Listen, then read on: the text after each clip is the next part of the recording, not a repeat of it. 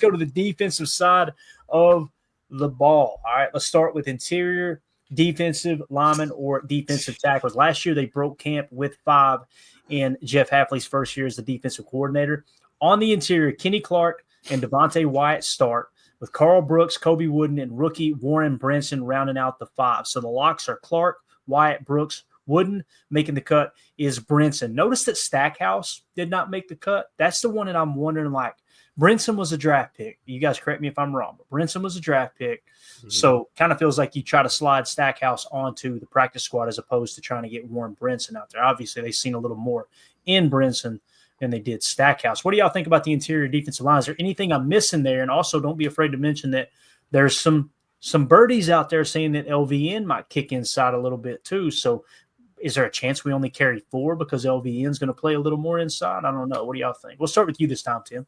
I'll tell you what, I think this is the single most important position group on our defense this year. I don't care what anyone says. I know we got quote unquote concerns at corner for some reason, whatever. The defensive front has got to get it done in the trenches, man. And I think it is interesting, like you said, Clayton, that Nas Stackhouse is kind of not in the mix here. Kobe Wooden is a guy that we really like, but he's been kind of up and down too. And it wouldn't completely shock me if Nas Stackhouse has a hell of a camp, sneaks in there and steals a spot, or we talk about Warren Brinson and guys stepping up. If in fact LVN can kick into the inside and maybe that room gets a little tighter, I don't know. But bottom line, this is the most important group. I think these guys have to perform this year for us to get over the hump.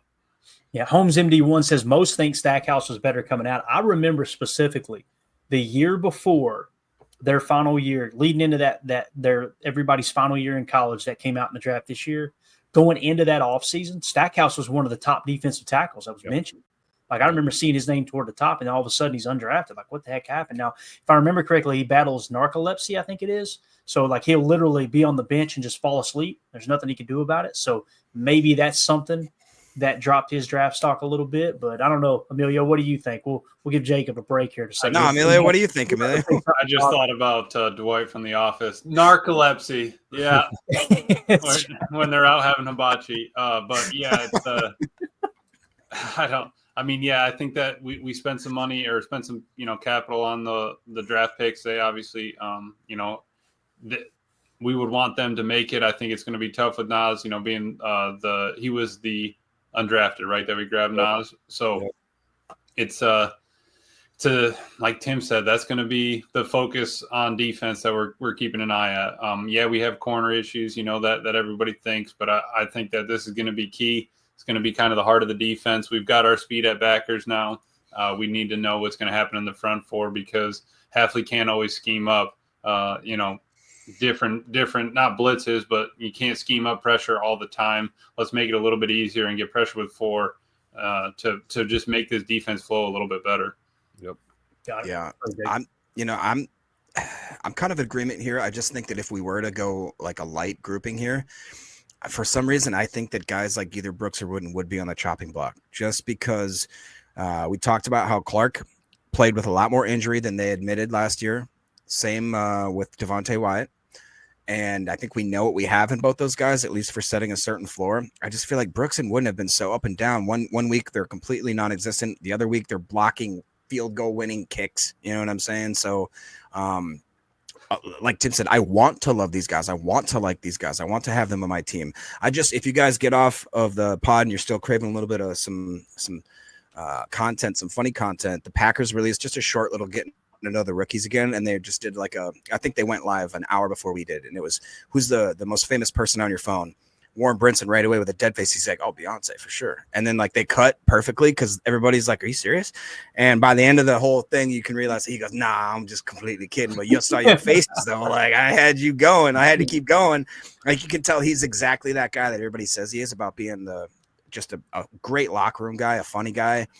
They talked about how they actually hang out much like the old NFL or the old Packers offensive line would go and hang out and kind of have that nerdy click to him with the Bakhtiari and all those guys, how they'd watch anime and do all that kind of weird stuff. It sounds like the D-line has that same type of relationship. Obviously, a lot of them are teammates from previous, collegiate careers, which is cool. In my opinion, I think a guy like Brinson Stackhouse have a better shot to make the roster over at least one person, whether that be a Carl Brooks or that's my opinion. Got it. Yeah, it's definitely Kobe Wooden in that scenario. I think Carl Brooks has been a little bit more effective and consistent when you talk about those two. That's why I agree with you, Jacob. I think Kobe Wooden might be the bubble guy when it's all said and done. Yeah, it kind of feels like that to me too, man. He's one that's not only is he kind of underperformed when he's been on the field, but he hasn't been able to stay too healthy as well. Right. Deadfish says, I got to think Stackhouse has got to make the roster. We need a big guy to replace Slayton. Yes. I think it's a fair point. I do. Now, based off the film study that we did last year, your number one tech was Kenny Clark. Okay, you're going to be in the nickel 4-2-5 the large majority of the snaps. So Kenny's going to be in the 1, Devontae Wyatt in the 3. And based off the film last year, when Kenny came off the field in the nickel, it was Carl Brooks in the 1, right? And then they would put Kobe Wooden in the 3, but there were some snaps where Kobe Wooden would be in the 1 and Carl Brooks would kick over to the 3. Right now, this is without TJ Slayton anytime TJ Slayton was in the lineup. Now, he played on a lot of the 4-3 snaps, right? Your base, 21-12 personnel matchup there is where TJ Slayton was on the field the majority of the time. But to me, it feels like Carl Brooks and Kenny Clark are going to be kind of working the same position. And then you're going to have Devontae Wyatt. And who knows, maybe Warren Brinson will work into that as well. If you guys are wondering what we're talking about with technique, when we talk about a 3 tech or a 1 tech, it's just simply relaying the information of where the defensive linemen are lining up on the field, okay? So if you're lined up directly over any of the offensive linemen or any of the offensive players for that matter, if it's an attached Y or U tied in, it's going to be an even number. So over the center is a 0 tech, and then you work your way out over each guard. Directly in front of the guard is a 2 tech. Directly in front of the tackle is a 4. If you're lined up over a tight end, it's a 6. Now, in between are the odd numbers. So if you're in between the center and the guard, you're playing 1 tech. All right. If you're in between the guard and the tackle, you're a 3 tech. In between the tackle and the Y, also known as a tight end, you're in a 5 tech. And then if you're playing the inside shoulder of any of those positions, you just add an I to it. So where you would be a 2 tech lined up directly over the guard, on the inside shoulder of the guard would be a 2I. So Kenny played a lot of 1 tech to 2I, and Devontae Wyatt played a lot of 3 tech to 4 and 5 tech. Okay, that's how they lined up last year. Thank you for pulling it up, Tim. Appreciate you, man. Yeah, just real quick, a super chat from Hardy the Prophet saying, stick to poles, Jacob. Don't come for my anime.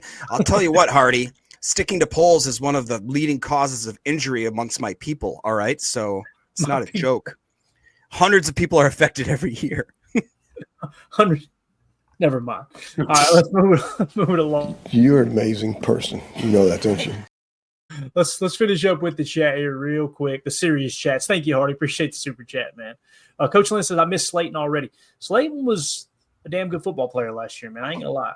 He had a higher pressure percentage than Kenny Clark. He was right. I want to say he finished at 8%. Devontae Wyatt finished at 9%. Put that in perspective. And remember, Devontae Wyatt's pressure, his pass rush win rate was in the 90 percentile. Okay, so TJ Slayton was way more effective at rushing the passer than people give him credit, even though he was in on a lot of 4-3 snaps. So, I think, and he plays a run well too. Slayton, what he got, $7 million? Yeah, we weren't going to go there. Cincy, I say going into the offseason, I'd be willing to give him 5, and I think he's worth it. But at some point, you got to get to where you're like, okay, now we got to walk away. I say that, and here before we decided to absorb the entire $17 million cap penalty from Jair, we were sitting at $40 million under the cap. It's like, I think we could have freed up $7 million somewhere to keep TJ Slayton. But I think it's more about getting these young guys in here and trying to give them an opportunity, Warren Brinson specifically. I think that's the guy that they're hoping they can kind of develop into something special. And I'm still holding out a little bit of hope for Carl Brooks. Carl Brooks took a step back last year. But, man, his rookie year, if you go watch the tape on him, his rookie year.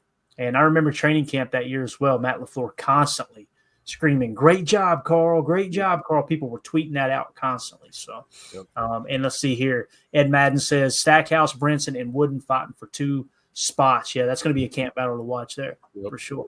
And I think you would give the edge to Brinson and Wooden over Stackhouse because Wooden has more experience, right, than Stackhouse, and you're going to try to slide Stackhouse onto the practice squad if you don't make it. Brinson, I feel like he's making the roster. Where was he drafted, guys? Was it the 5th round? Am I thinking around 5th or 6th round? Something like that. It has to be because that was day 3. We were there. We saw that pick, right? Yeah.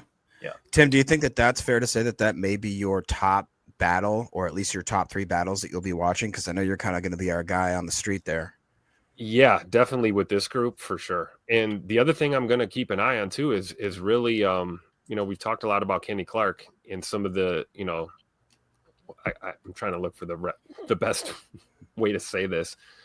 Maybe subpar performances on the field when it comes to, in the trenches out there as he gets older. And we talk about the intangibles, the leadership. We've got a group of young guys on that line. So I'm really going to be looking at Kenny Clark and how he kind of gets these guys together. Because obviously, he's protected. Devontae Wyatt's protected. We know who the usual suspects are going to be. But yeah, I think when you start getting down to names like, Stackhouse and, Kobe Wooden, Warren Brinson, you're going to want to look for the competition there. And again, this is way too early, right? We have no idea how they plan on breaking camp. And if they do, in fact, decide to kick LVN inside at all, how will that affect the whole balance of this group also? So a lot of things to look for. Definitely. Left Coast Cubby in the house has finally made it to one of these live. Hey, thanks for swinging through, buddy. Appreciate you dropping by, man. Hit that like. Make sure you're subscribed. And, this is something, if you're new here, we go live daily, talking to all Packers all the time. We're not experts. We're not insiders. We're just fans like you talking Packers and trying to figure this crazy thing out as we get ready for the upcoming season. We also do post-game shows. We do pre-game shows. We do film breakdown, just all the nerdy stuff that nerdy football fans love. Let's move on to the edge rusher room here, guys. Edge starters, Rashawn Gary and Lucas Van Ness lead a deep group with Kingsley Enagbare, Brenton Cox Jr., and rookies Barron Sorrell and Colin Oliver, who we might mention adds linebacker flexibility. 6 edge rushers make it. Now, they did break camp last year with 6 edge rushers, okay? The locks are Gary, Van Ness, Enagbare, and Cox. Making the cut is Sorrell and Oliver, obviously being draft picks. I think this is pretty straightforward, guys. I think that's going to be your edge room, is those 5 players. Now, when you talk about Oliver being able to play stack backer, maybe that pulls one linebacker spot away from the final 53. I don't know. Probably not, seeing that we'll talk about it here in a second. But let's just dive into this real quick. In terms of PFF, Rashawn Gary, 73. Brenton Cox Jr., 67, led the team with pressure percentage. Aaron Mosby, 62.5. And then you got Kingsley Enagbare, 56.8, LVN, 52.9. Although when you break down the tape of LVN, man, it looks a lot better than that 52.9. I'm sorry. Finished with almost a 12% pressure rate there as well. You got Deslin Alexander there. I don't think he's going to be making the roster, possibly the practice squad. You got Colin Oliver and Barron Sorrell, the 2 rookies. If you guys are wondering, Barron Sorrell is kind of your traditional edge defender that Hafley would like to just get in the 3-point stance, just like Gary and just like LVN. Colin Oliver's a little bit different. He played a lot of Sam in college, a lot of Sam backer. And also you could see them maybe putting him on the boundary side in the wheel in a base 4-3. And if you get to a point where you're facing an offense where you want to bring a 5-man front, then you can bring him up on the line of scrimmage, that type of thing, and play over top of the run with an over front. But let's go around the horn with that. We'll start with you, Emilio. What do you think about the edge room? This seems pretty straightforward here. I don't see Aaron Mosby or Darren Alexander or Deslin Alexander beating anybody out for these spots. But what do you think, man? Right. Yeah, that's the only question. You got 150 snaps from Mosby that he played last year. Is it, he did well in coverage. I think that maybe that could be that Colin Oliver floater. He maybe replace Mosby with Colin Oliver. And then you say, all right, we have 4 years with him now. Let's move forward. And I think that's right. Barron Sorrell, he's got to make it, right? I feel like that's got to be a lock. And then you could get away. You got 4. I think you got to be at 6, and I don't really know where else you could cut unless you take Jacobs Boy off the list. But I don't see that happening. Hey. Maybe you cut Brenton Cox Jr. to keep Travis Glover on the roster. That's a possibility. It's blasphemy. But no, I really do think that the like Tim said with the D-line, I think that everybody on the front of this defense is going to be on the eyeballs of all of us. I think that we need to know what we have up front. Rashawn's got to step up. Luke's got to step up. And then Kingsley is kind of that floater right now. It seems like he's the odd man out heading out. But I guess we'll see what Baron Sorrell can do and Colin Oliver. Yeah, Tim, I agree with that. Oh, sorry. Go ahead, Clay. No, go ahead. You're good. You're good, man. No, I was just going to say maybe that's the plan. Like maybe it's, Colin Oliver over Aaron Mosby, and then, eventually Baron Sorrell is going to be the guy that replaces JJ and Igbare on this roster. Thank in you. the long term. I do think I will say this to Clayton's point about Colin Oliver being, versatile enough to also be a stack backer. I feel like that's a pretty crowded room. I'm sure we're going to get to that next. I think if Colin Oliver's making this football team, he's making it as an edge rusher. Mm-hmm. And, again, if LVM's going to kick inside in certain packages, then there's room for a Colin Oliver or a Baron Sorrell in the edge room. So I do think you got to go with 6, and I do agree 100%. I think this is the 6 as of today for sure. Yeah, I think that's sorry. Go ahead, Jake. I'm sorry. No, Tim stole so much of my thunder right there. You really just made so many great points. The first of all being like I was going to say that I think Kingsley is the guy on this list where I'm like, what have you done for me lately kind of thing. He's been a little bit hurt, not really showed up to certain situational games. And the other point I was going to make that Tim so eloquently stole was the Colin Oliver thing, is that, okay, we just assume if he's not going to be an edge, he's going to be a stack backer. Well, we got guys like Hopper and Isaiah McDuffie, that are out there. And obviously we know the other 2 studs that aren't going to be battled for their position. And if you're trying to make up a roster spot somewhere, are you willing just to throw a guy out there that isn't considered an edge? And maybe he's not a quote, a true edge, like an edge setter or somebody that's a multiple down player, like let's say a Gary or a LVN or even my boy Brenton Cox Jr., who you guys got to keep his name out your mouth, literally. But he just, I really do think Colin Oliver could be like a situational absolute pass rusher that could be really freakish at certain points. And that I'll kick it back to you guys. Thanks, Jacob. Back to you, Fred. Steve says in the chat, Mosby and Enigbari and Alexander are out.